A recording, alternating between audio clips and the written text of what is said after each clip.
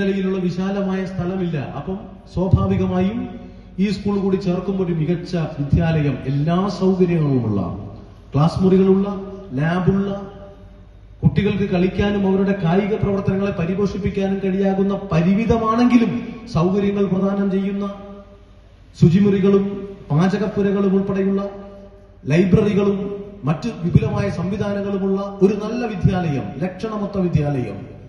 അങ്ങനെയുള്ള ഒരു വിദ്യാലയം എന്നുള്ള സങ്കല്പത്തിൽ നിന്നു മാത്രം നിൽക്കുകയായിരുന്നില്ല ഞങ്ങളുടെ സ്വപ്നം. അതിനപ്പുറത്തേക്ക് ബാലുശ്ശേരിയുടെ നഗരകേന്ദ്രത്തോട് ചേർന്നുള്ള ഒരു എഡ്യൂക്കേഷണൽ കോംപ്ലക്സ്, ഒരു വിദ്യാഭ്യാസ സമുച്ചയം എന്നുള്ള നിലയിൽ നമ്മുടെ ഈ സ്കൂളുകളെയും ഒരുമിച്ചാക്കുക എന്നുള്ളതായിരുന്നു ഞങ്ങൾ വിഭാവനം ചെയ്ത പദ്ധതി.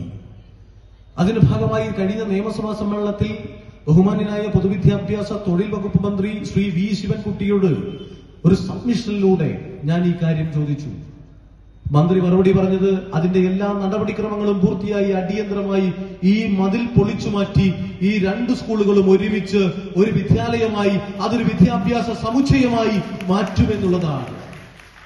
നമുക്കത് മാറ്റണം. ആ മാറ്റം നമുക്കുണ്ടാവണം.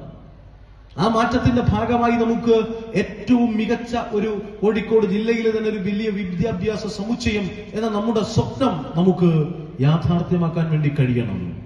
അതിന്റെ ഓരോ ഘട്ടവും ഞങ്ങൾ പൂർത്തിയാക്കിക്കൊണ്ടിരിക്കുകയാണ്. ഓരോ ഘട്ടവും ഞങ്ങൾ പൂർത്തിയാക്കി. അത് പൂർത്തിയാകുമ്പോൾ സ്വാഭാവികമായും ഇനിയുമേറെ കുട്ടികൾ വരും.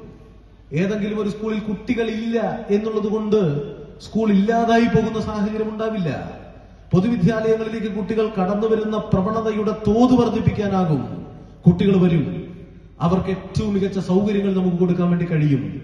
നമ്മുടെ വിദ്യാലയം ആ നിലയിൽ കൂടുതൽ കരുത്തോടെ മുന്നോട്ട് പോകും എന്നുള്ളതാണ് എനിക്ക് ഈ അവസരത്തിൽ നിങ്ങളോട് സൂചിപ്പിക്കാനുള്ളത്. മറ്റു കാര്യങ്ങളിലേക്ക് ഞാൻ ഏതായാലും ഈ സന്ദർഭത്തിൽ കടക്കുന്നില്ല. ബഹുമാന്യനായ